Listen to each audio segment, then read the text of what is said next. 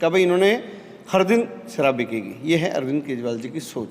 एक आरटीआई की रिपोर्ट में हमने अभी पता किया तो पता लगा कि 745 स्कूल में प्रिंसिपल नहीं है। दूसरा फिर इनका स्टेटमेंट हेल्थ के ऊपर देखिए कि हमारे पास 2 घंटे की ऑक्सीजन बची है। तो आप इस तरह से जो शराब के देखिए इनका डर था, सीबीआई का डर था इनको, और जहाँ भी शराब की दुकानें खुली सब इलीगल तरीके से थी।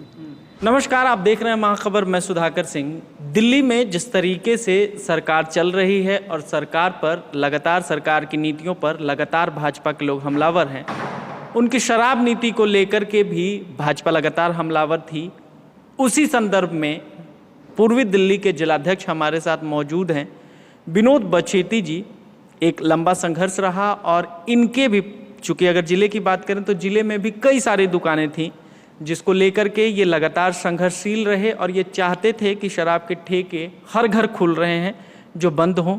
शराब नीति के खिलाफ थे, नशा जो सरकार बांट रही थी उसके खिलाफ थे। आज इन तमाम मुद्दों पर बातचीत होगी कि कैसे संघर्ष किया, और अगर राजनीतिक जीवन की भी बात करें तो एक कार्यकर्ता से जिलाध्यक्ष तक का सफ़र तय किया है। आइए हम बात करते हैं। पहले तो आपका बहुत स्वागत है बछेती जी। बहुत बहुत धन्यवाद आपका, और महाखबर से जुड़े हुए सभी दर्शकों को मेरा नमस्कार जी। एक सवाल ये कि जिस तरीके से दिल्ली में केजरीवाल सरकार की नीतियां हैं और केजरीवाल सरकार लगातार लोगों के बीच पकड़ मजबूत हो रही है, 10 साल का काल हो गया जब वो सरकार में है, आगे भी उम्मीद की जा सकती है या उनकी नीतियों पर जितने हमलावर भाजपा होगी, लेकिन इस बीच क्या योजना होगी, कैसे भाजपा फ्रंट फुट पर एक्ट करेगी? क्योंकि सरकार में आप नहीं हैं। आप अपने ज़िला की भी बात करें तो यहाँ भी हर जिले के हर विधानसभा सीट पर आम आदमी पार्टी ने सेंध लगा दी है। तो कैसे, क्या रणनीति होगी भाजपा के और आपके ज़िले के? देखिए, भारतीय जनता पार्टी विश्व की सबसे बड़ी पार्टी है, और कोई भी पार्टी, इतनी बड़ी कार्यकर्ताओं की पार्टी इतनी जल्दी नहीं बनती। और मेरा कहने का मतलब है कि भारतीय जनता पार्टी हमेशा सिद्धांतों में बात करती है, समाज के सबसे कमज़ोर और सबसे पीछे खड़े व्यक्ति की चिंता करती है। आपने कहा कि भाई दिल्ली के जो मुख्यमंत्री है अरविंद केजरीवाल और आम आदमी पार्टी की आपने बात की, भाई वो सत्ता में हैं और दिल्ली की विधानसभाओं में उनका कब्जा है। देखिए क्या होता है कि जिस तरह से कहते हैं ना कि काठ की जो हांडी है वो बार बार नहीं चढ़ती। अभी बीच में एक 3-4 दिन पहले एक बड़ा डिसीजन दिल्ली सरकार ने ही अपना एक बिल वापस किया। जिस बिल के कारण इनकी थू-थू हुई पूरे देश में हुई, वो था आबकारी बिल। उस बिल में इन्होंने, जब उत्तर प्रदेश, पंजाब और हरियाणा, उत्तर प्रदेश, पंजाब और उत्तराखंड का चुनाव था, तो उन्होंने क्या हुआ कि इन सारी शराब माफियों से बहुत बड़ी मोटी रकम इन्होंने ली पार्टी फंड के लिए, पार्टी के चंदा के लिए, और अनाप शनाप इन्होंने दिल्ली के गली गली में शराब की दुकानें खोल दी। और दिल्ली में इनकी क्या नीति है, क्या किस तरह काम करते हैं, किस तरह गरीबों की चिंता करते हैं, मैं ये विषय आपको बता रहा हूँ। इन्होंने क्या हुआ कि अब तक दिल्ली में एक ऐसा कानून लिया ये कि दिल्ली में पहले 365 दिन में से 21 दिन ड्राई डे होता था, मतलब 21 दिन जो शराब की दुकानें बंद होती थी। लेकिन शराब के दुकानदारों को फ़ायदा हो, शराब ज़्यादा बिके, उसके लिए इन्होंने 21 दिन से घटा के उसको 3 दिन कर दिया। अच्छा, ड्राई डे को घटा दिया। ड्राई डे को घटा दिया। पब्लिक देखे, जहाँ हम लोग शिवरात्रि की छुट्टियाँ, धार्मिक त्यौहार होते थे, सब हटा दिए। क्या भाई इन्होंने हर दिन शराब बिकेगी। ये है अरविंद केजरीवाल जी की सोच। दूसरा, पहले 25 साल 24 साल का कोई भी युवा अगर कहीं नशा करते हुए पकड़ा था तो पुलिस उसके थाने में लेकर उसके अगेंस्ट की कार्रवाई करती थी।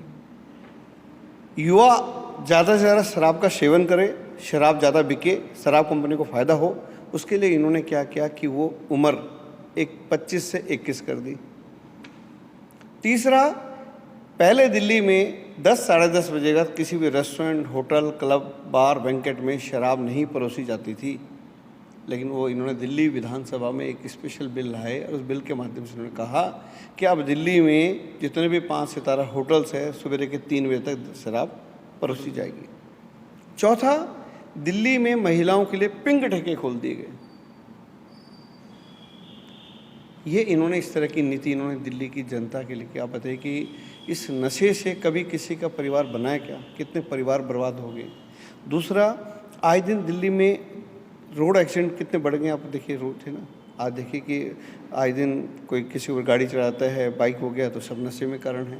दिल्ली में अपराध बढ़ गया, दिल्ली में बलात्कार, चोरी, और ये अपहरण की घटनाएं बढ़ गई हैं। इसका सीधा सीधा कारण है कि दिल्ली की जो आबकारी नीति है अरविंद केजरीवाल जी बात करते हैं गरीबों की कि भाई हम लोग गरीबों के मसीहा, जिस रामनाथ प्रधान से उन्होंने कसम खाई थी, जिस अन्ना जी के साथ में वो अन्ना जी के नहीं हो पाए, प्रशांत भूषण जी, शांति भूषण जी, योगेंद्र यादव जैसे जिन लोगों जो मतलब जिनका देश के डेवलपमेंट में बहुत बड़ा योगदान है, कुमार विश्वास जी जैसे लोग, विद्वान लोगों को जिनको लगा भाई ये व्यक्ति क्या है, ये व्यक्ति बोलता कुछ है करता कुछ है, ऐसे मतलब वो लोग सब अलग हो गए, है ना।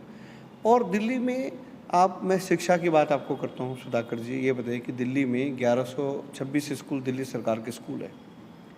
एक आरटीआई की रिपोर्ट में हमने अभी पता किया तो पता लगा 745 स्कूल में प्रिंसिपल नहीं है। भाई मान लीजिए जिस परिवार का कोई मुखिया नहीं होता, परिवार कहते हैं भाई ये परिवार कैसे संभलेगा, हर किसी की चिंता होती है। उसी तरह 745 स्कूल में प्रिंसिपल नहीं है तो स्कूल की शिक्षा की व्यवस्था क्या होगी, कितनी शिक्षा को भाई लोग काम कर रहे होंगे, तो भगवान भरोसे चल रहा है। दूसरा, 400 से ज़्यादा स्कूलों में वाइस प्रिंसिपल नहीं है। 22,000 से ज़्यादा जो गेस्ट टीचर है आए दिन बेचारे कभी जंतर मंतर पे, कभी वो इंडिया गेट पे, कभी कहीं प्रदर्शन कर रहे हैं, उनको ये लोग परमानेंट नहीं कर रहे हैं, उनका केस भी अब हाई कोर्ट में चल रहा है ना। और ये शिक्षा के मॉडल की दुनिया में बात करते हैं। हाँ बिल्कुल, पूरे देश से देखने लोग आ रहे हैं, विदेश से देखने आ रहे हैं कि केजरीवाल सरकार की शिक्षा नीति बहुत शानदार है, और आप बता रहे हैं कि बेहद ख़राब है। नहीं, आप ये ना कि इन्होंने जब आज से 7 साल पहले जब इन्होंने अपना घोषणा पत्र बताया, कहता भाई 500 नए स्कूल बनाएंगे।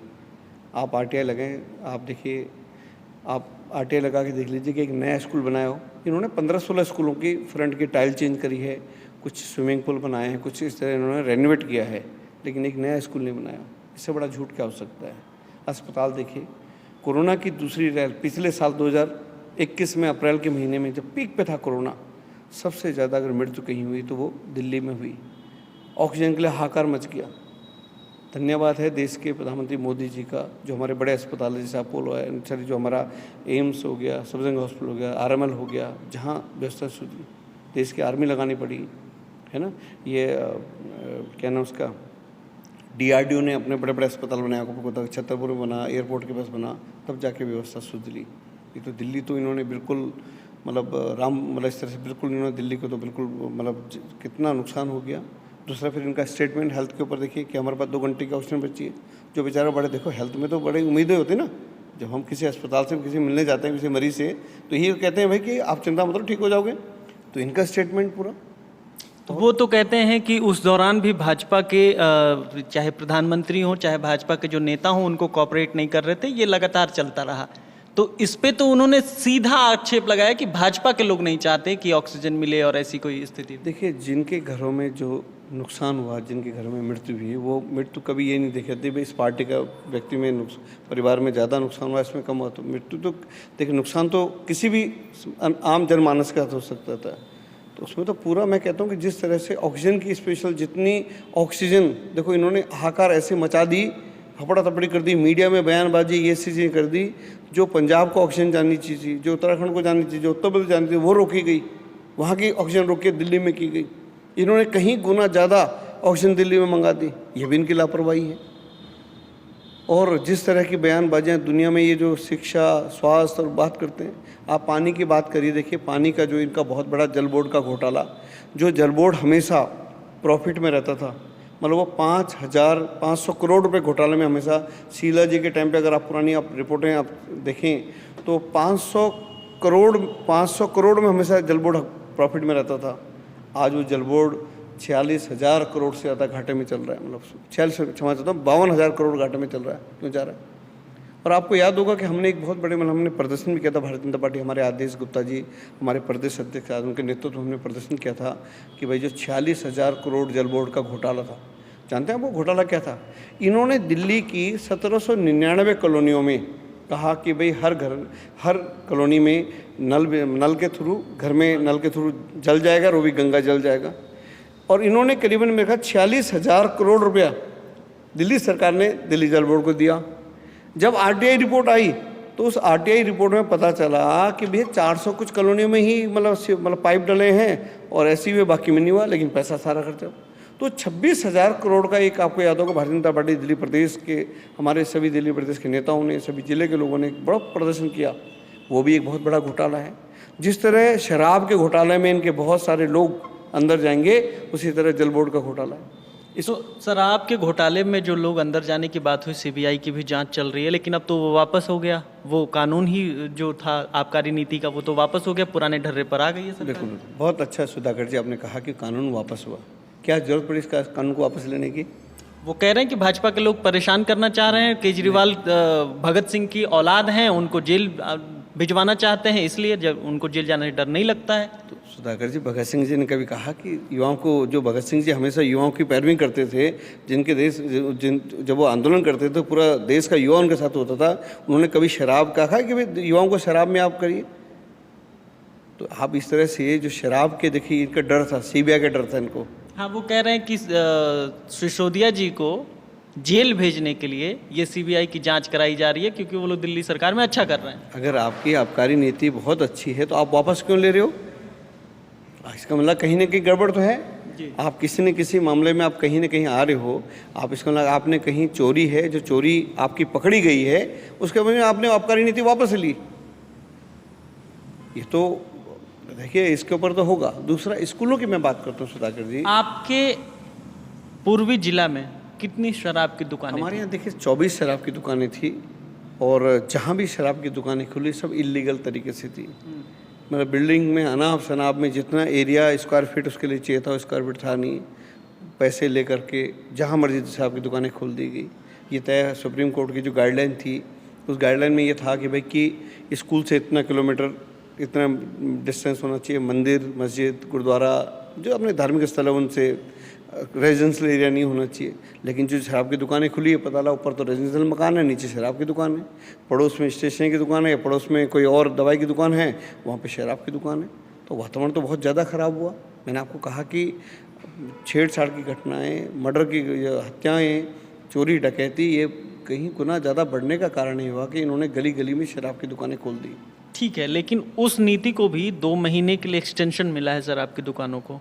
तो क्या लगता है कि वो शराब की दुकानें, जिससे आप और पूरी दिल्ली परेशान रही, अब बंद हो जाएगी? और अगर नहीं बंद हुई तो भाजपा के नेता, भाजपा के लोग, आप जैसे जिलाध्यक्ष क्या कार्रवाई करेंगे, क्या रणनीति है? नहीं देखिए, दिल्ली की जनता के लिए तो भारतीय जनता पार्टी हमेशा रोडों पे खड़ी हुई है।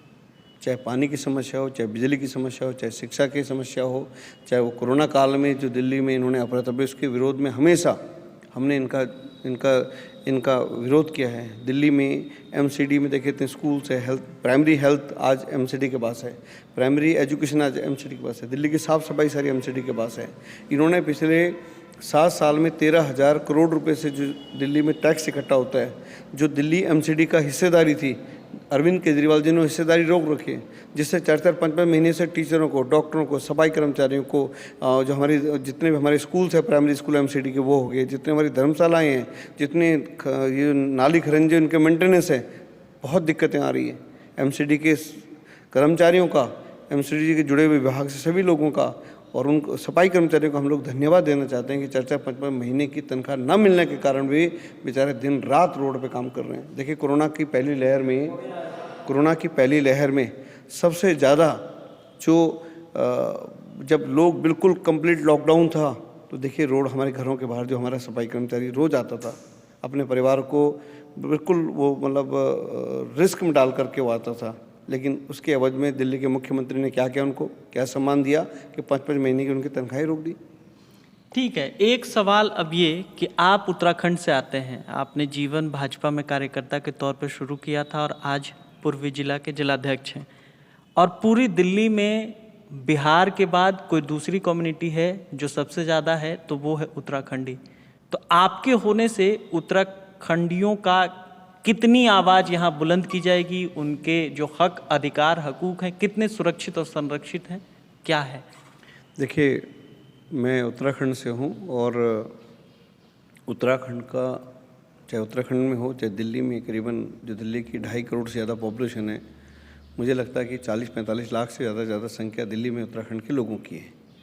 और उत्तराखंड का हर व्यक्ति भारतीय जनता पार्टी का ऋणी है। उत्तराखंड राज्य बनाने की मांग गोविंद बल्लभ पंत जी के समय से थी, लेकिन जितने भी लीडर आए, चाहे कांग्रेस थी, चाहे वो एनडीए, सॉरी जो मतलब ये देवगौड़ा जी की सरकार थी, या इंद्र कुमार गुजराल जी की थी, चंद्रशेखर जी की सब ने चुनाव के समय उत्तराखंड के लोगों के साथ छल किया, उनके साथ हमेशा झूठे आश्वासन दिए। कभी किसी ने लाल किले से कहा जी उत्तराखंड बनेगा, ये बनेगा। यहाँ तक कि दिल्ली की जो कांग्रेस सरकार ने भी उत्तराखंड के लोगों से हमेशा छल किया। लेकिन आपको याद होगा जब अटल जी की 13 दिन की सरकार गिरी थी, उसके बाद देहरादून की एक जनसभा में उन्होंने कहा था कि अगर हम दोबारा सत्ता में आए तो हम लोग 90 दिन के अंदर उत्तराखंड राज्य बनाया। हम लोग उत्तराखंड की जनमानस की तरफ से मैं आदरणीय स्वर्गीय श्री अटल बिहारी वाजपेयी जी का आभार धन्यवाद करता हूं कि वो जिस तरह उनका नाम अटल था, वो अपनी बात के पे अटल थे और 90 दिन के अंदर उत्तराखंड राज्य बन गया। आज देखिए उत्तराखंड राज्य में जितने देखिए, आज वहाँ ऑल वेदर रोड देखिए, वहाँ ट्रेनों का देखिए, आज वहाँ के जो देखिए अजीत डोभाल जी से लेके स्वर्गीय विपिन रावत जी से लेके खुलबे से लेके प्रसून जोशी से लेके और उत्तर प्रदेश के मुख्यमंत्री योगी आदित्यनाथ जैसे लोगों को और मेरे जैसे कार्यकर्ता जो 2.5-3 करोड़ पॉपुलेशन में 14 जिलों में, मतलब 2.5 करोड़ पॉपुलेशन में 14 जिलाध्यक्ष चुने थे, उसे मुझे बनाया गया। तो मैं तो हम तो पार्टी का हमेशा ऋणी है। और उत्तराखंड के लोगों की जो चिंता कर सकता है, उत्तराखंड के लोगों की भावनाओं की जो कदर कर सकता है, उत्तराखंड में किसी की अगर कोई उत्तराखंड के डेवलपमेंट की सोच सकता है तो भारतीय जनता पार्टी और देश के यशस्वी प्रधानमंत्री मोदी जी है। देखिए 2013 में जब केदारनाथ में आपदा आई तो वहाँ के जो उस टाइम कांग्रेस सरकार थी वो अफरा तफरी हो गई, सब कुछ चीज़ें, कितने लोगों की मृत्यु हुई। लेकिन जब देश 2014 में देश के यशस्वी प्रधानमंत्री मोदी जी देश के प्रधानमंत्री बने तो सबसे पहले उन्होंने कहा कि भाई मैं सबसे पहले केदारनाथ का जीवनोद्धार करूँगा। और आज देखिए केदारनाथ का देखिए जीवनोद्धार बिल्कुल देखिए वहाँ पे। उसी तरह उन्होंने ऑल वेदर रोड देखिए, करीबन 14,000 करोड़ की ऑल वेदर रोड बन रही जी, 4 लेन की रोड, कभी कल्पना नहीं कर सकते उन पहाड़ों में। आज 17,000 करोड़ का ये जो ऋषिकेश से लेके कर्णप्रयाग तक जो बद्रीनाथ केदारनाथ गंगोत्री यमुनोत्री जोड़ी जाएगी रोड रेल लाइन, उसकी भी योजनाएं आज कहीं ना कहीं वो उस योजना को दिखे। आज देखिए उत्तराखंड के व्यक्ति हमेशा काबिल रहा है, लेकिन उसकी काबिलियत को किसने पहचाना? मोदी जी ने, है ना। तो ये उत्तराखंड का व्यक्ति हमेशा भारतीय जनता पार्टी का ऋणी है। वो कभी भी देखिए जो दिल्ली में जिस तरह के दिल्ली की सरकार का मुख्यमंत्री अरविंद केजरीवाल का जो झूठ फरेब है, वो कभी उत्तराखंड का व्यक्ति बड़ा स्वाभिमानी होता है सुधाकर जी, तो वो हमेशा स्वाभिमान को वो दे सकता लेकिन वो कभी हाथ नहीं फैला सकता। अब देखिए उत्तराखंड में भी चुनाव है जनवरी में, अरविंद केजरीवाल जी ने कहा कि भाई आपको 300 लीटर पानी फ्री मिलेगा। आज देखिए जो उत्तराखंड पूरे आधे भारत को पानी देता हो, हिमालय जो गंगा पूरे आधे उत्तर भारत को पानी दे रहा हो, उसको पानी फ्री दे के उनको ये नहीं समझ आ रहा, उनको लगता है कि दिल्ली का मॉडल हर जगह काम आ जाएगा, दिल्ली के झूठ हर जगह काम आ जाएगा। उसी तरह उनका बिजली फ्री करेंगे, उनको 200-250 यूनिट की उनका था ऐसा। टिहरी का जो डैम है हमारा, जो टिहरी डैम है जहाँ से बिजली बनती है, पूरे मतलब कहते हैं कि देश के कम से कम 7-8 राज्यों में टिहरी डैम से बिजली सप्लाई होती है। जो प्रांत देश को आधे देश को पानी दे रहा हो, जो प्रांत आधे देश को बिजली दे रहा हो, वहाँ अरविंद केजरीवाल जी इस तरह की घोषणाएं करते हैं। तो इन्होंने तो ऐसा फ्री का चश्मा पहन रखा है कि इनको लगता है कहीं भी चले जाओ और फ्री की बिजली फ्री का पानी। तो केजरीवाल जी से हम लोग ये कहना चाहते हैं आपके चैनल के माध्यम से कि भाई हर आदमी बड़ा स्वाभिमानी होता है, स्वाभिमान जितना भी होगा आप किसी को खरीद नहीं सकते। और जो इस तरह से झूठ फरेब लंबा समय नहीं चल रहा, अब इनकी उल्टी गिनती शुरू हो गई है। इनका एक मंत्री पिछले 2 महीने हो गए तिहाड़ जेल में है। अगर वो इतना ही ईमानदार होता तो जमानत क्यों नहीं होती? ठीक है, ये कहते भारतीय जनता पार्टी ने जेल भेज दिया। भारतीय जनता पार्टी ने अगर जेल भेजा तो न्यायपालिका भारतीय जनता पार्टी की थोड़ी है भाई। आज के डेट में दुनिया भर के लोगों की जमानत होती, क्यों नहीं जमानत हो रही? इसका ना कहीं बहुत बड़ी चोरी है। अभी इनके बहुत सारे, अभी अरविंद केजरीवाल जी ने कहा ना अभी 1.5 महीने पहले दिल्ली विधानसभा में कि अभी तो दिल्ली के मुख्यमंत्री मनीष सिसोदिया जाएंगे, संजीव झा जाएंगे और पता नहीं किस किस मंत्रियों का।